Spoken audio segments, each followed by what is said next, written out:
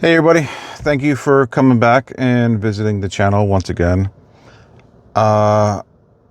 Today's a little bit cold and it's raining up here in North Jersey.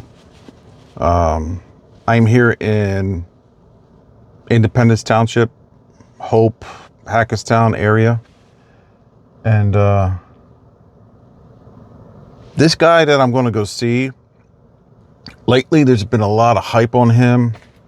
I don't know why the hell my eyes did that, but my eyes look horrible. I worked overnight shift last night. It was disgusting.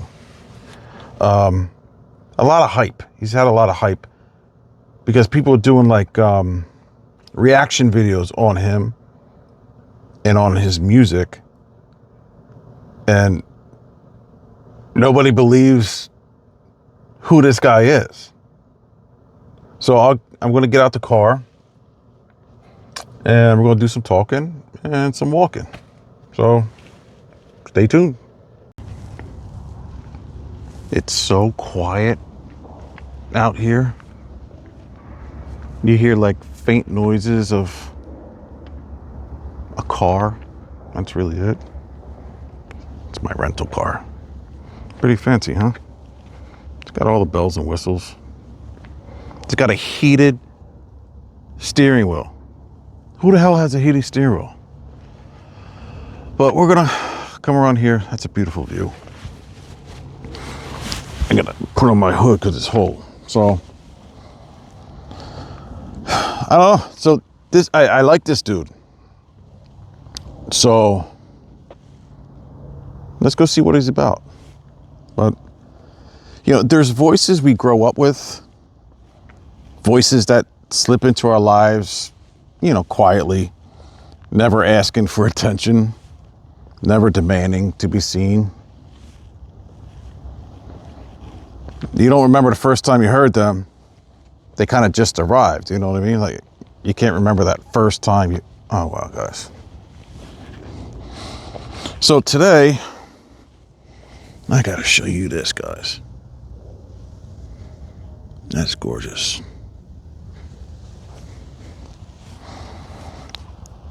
Today we're standing in a place meant for memory, cemetery, right? To talk about a man most people recognize by sound alone. Sound alone. A voice everybody knew, and a man few recognized. We're gonna go visit Mr. Bobby Caldwell. Let's go see him. All right, so I got a new camera today and a new microphone. I'm really hoping this works out because I just don't feel like doing this twice. It's like 38 degrees out here. But let me tell you some stuff that I know about Bobby Caldwell. He was born into music, not into the fame, not into the sound. His mother was in music, so he kind of grew up into that stuff long before radio hits, before the album covers, even before his recognition. Music was already shaping this guy. He learned instruments the way other kids learn languages, not to impress, not to perform, but to understand it. And that understanding most definitely would become the foundation of everything he created. Bobby Caldwell never really fit cleanly into one category. The man was soul, jazz, pop, rock. Look at this little Toyota truck. But instead of choosing one, he kind of blended it all together to make a beautiful funk sound. What came out wasn't loud. It wasn't flashy, but it was smooth, emotional, and honest. The kind of music that doesn't chase you, but, you know, stays with you forever. Oh, it isn't, little boy. All right. In, I want to say 1978, yeah. He released a song that changed everything. What You Won't Do for Love. Y'all know the song. Don't be silly. It didn't explode onto the charts. They didn't even shout for attention. It kind of crept into people's lives. I guess that's kind of how a lot of music is. Late night radios, sitting in your bedroom, lonely drives. I did a lot of driving at night. And something unusual, I guess, happened with this song. It became famous.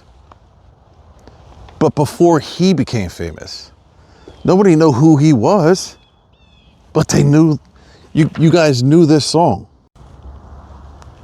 When his album was released, his face wasn't front and center. Mr. Howe, thank you for your service, sir. People didn't know who he was. They only knew how the song made him feel, or,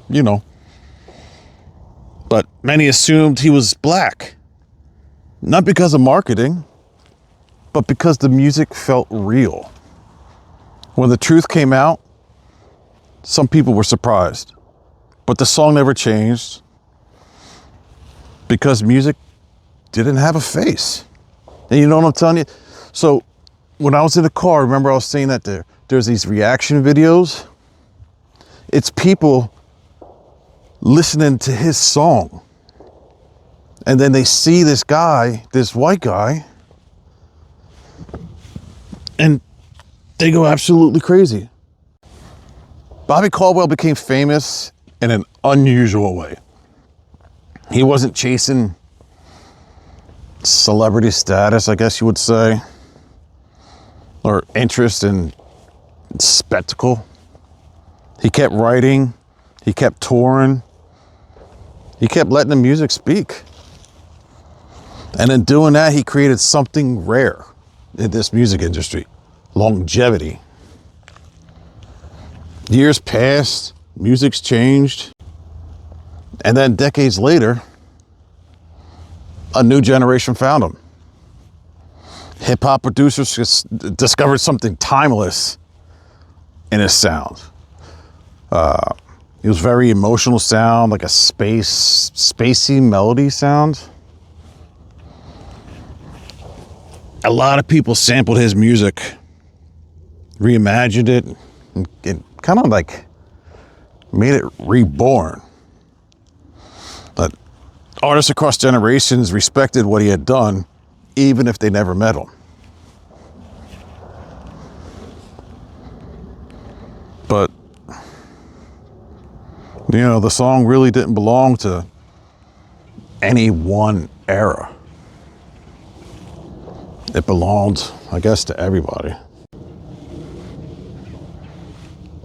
It's so beautiful out here. But from what I understand, and like what I guess learned from reading, this is beautiful too. He was quiet. He was a private guy, focused guy. That he definitely wasn't chasing hits in his late life, I guess. He was chasing the truth. Look at that.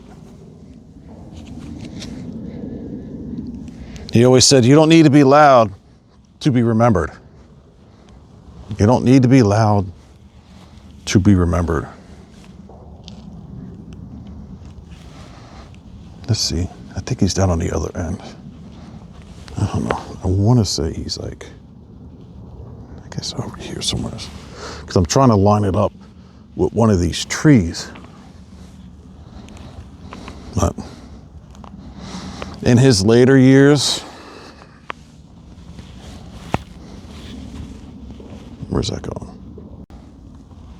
In his later years, his health started to decline. I guess like most of us when we get old. He stopped doing the tours. He stopped doing the TV stuff. And that voice that once filled rooms was silent.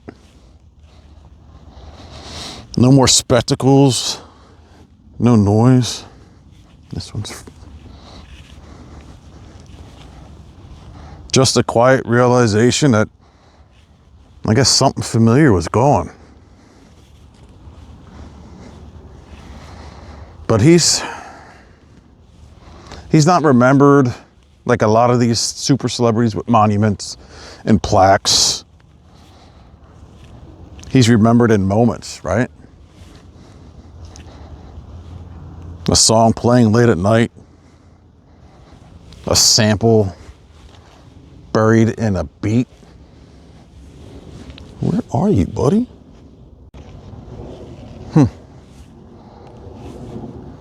Yeah, a melody that still feels personal through this guy. Like I said, you may not know his face, but if he ever paused because a song felt too honest to ignore, you knew his voice. Mr. Caldwell. Things you won't do for love, I would not do. I came back to let you know I got a thing for you, and I can't let go. His grave wasn't GPSed on Find a Grave, so I'm gonna do that in a second here. There he is. There's Bobby.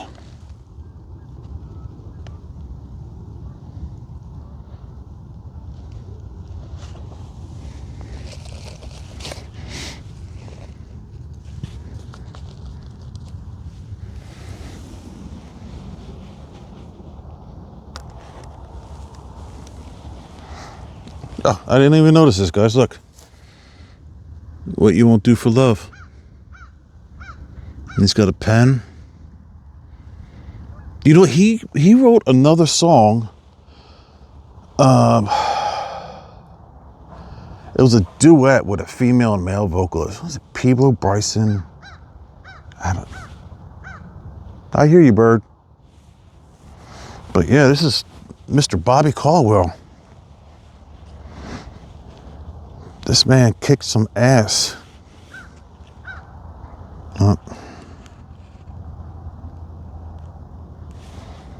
Like this guy, man. Some voices don't fade. They linger. Long after our body is gone. Long after the record stops spinning. They live on. I guess where memory lives, right? That's music, man. Rest in peace, Bobby.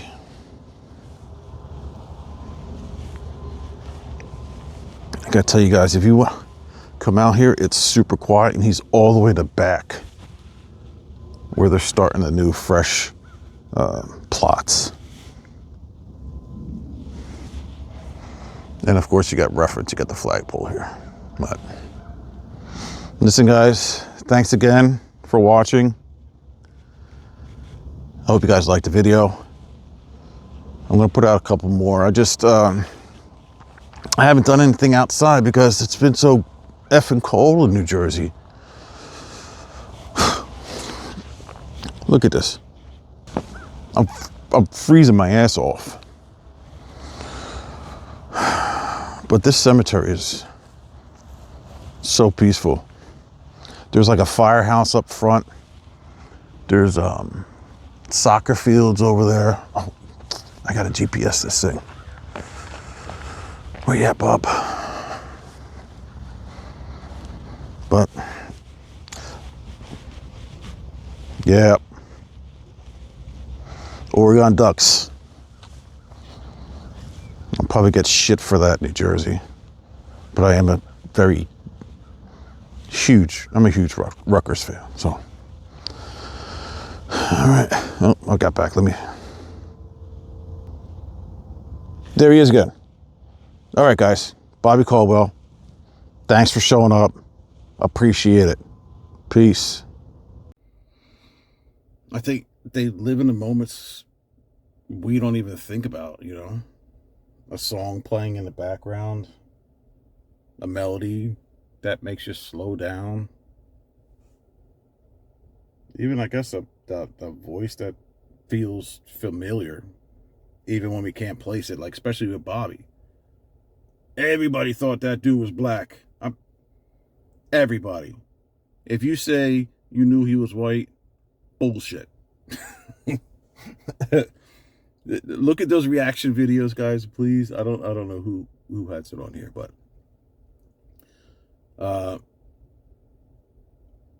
because nobody saw his face, he didn't need to be seen. Like he just wanted you to listen to his shit. And like, I'm sorry, YouTube. I cuss a lot.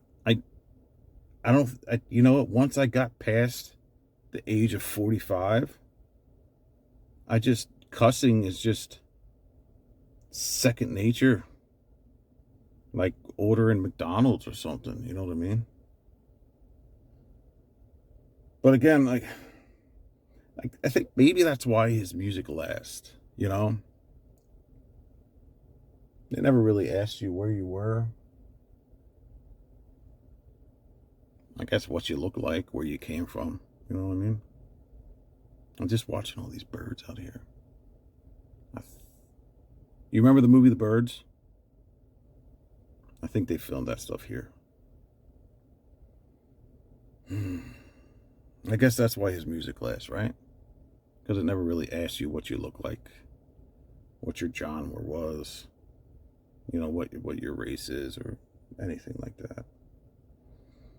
It just spoke to you. The man was the GOAT. He was the GOAT.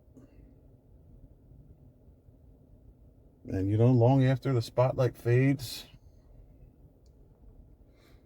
long after that stage goes dark, his voice remains. And that's the cool shit.